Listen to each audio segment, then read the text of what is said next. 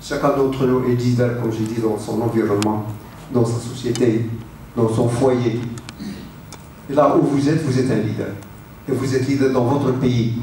Vous représentez votre pays n'importe où. Et vous avez l'émotion patriotique. Quand vous voyez le drapeau marocain, eh ben vous avez des fois les larmes aux yeux. Quand vous entendez qu'un Marocain il a levé le drapeau en dehors du Maroc, eh ben alors vous avez cette émotion-là de patriotisme. Notre pays nous a donné, comme a dit le président américain, nous, qu'est-ce qu'on a donné? On a donné pour notre pays. Et comment on doit faire pour qu'on puisse donner à notre pays? C'est par l'unification. On peut donner à notre pays nos yeux, notre savoir, et même des fois notre âme. C'est ça le vrai leadership patriotique. Et merci. Des organisations. Un bienveillant autocrate, tant qu'il y a également un pouvoir de décision centralisé à lui, etc. C'est le selfish.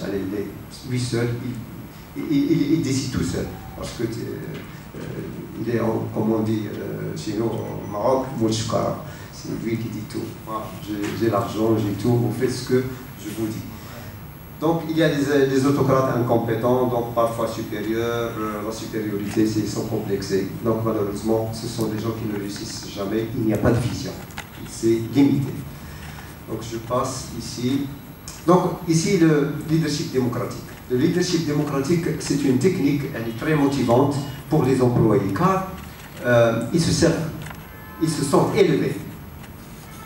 Et dans la démocratie, dans le leadership démocratique, vous ouvrez les portes à tout le monde. Tout le monde peut participer. Tout le monde peut dire son point de vue. Et c'est ce qui se passe généralement dans des multinationales ici au Maroc. C'est, vous avez une idée, eh ben alors, donnez-la et on va la discuter. Et on va voir, est-ce que ça, c'est en ligne avec nos objectifs ou non. Et comme ça, la décision est prise à l'unanimité. Donc, voilà, c'est ce que j'ai dit, il implique les employés dans le processus décisionnel, etc.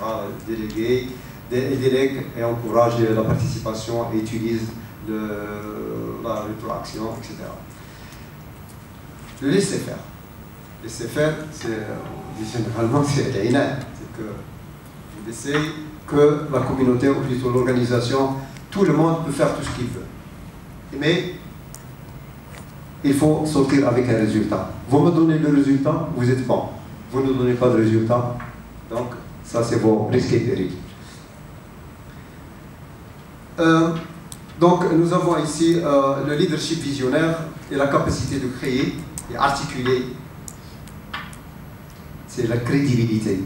Vous êtes crédible. C'est que vous donnez une vision, c'est vous donnez un profit pour la société, vous donnez quelque chose d'avantageux pour la communauté. Ça, c'est très important. Et que vous êtes enfin un responsable, comme j'ai dit tout à l'heure, responsable, vous êtes capable de donner une réponse.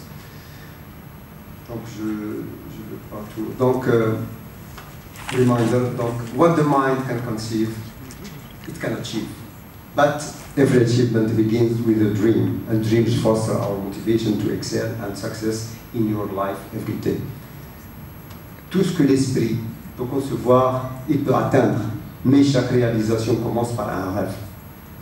Les rêves favorisent nos motivations pour la réussite et le succès dans notre vie quotidienne. Donc, je vous remercie pour votre attention. Merci.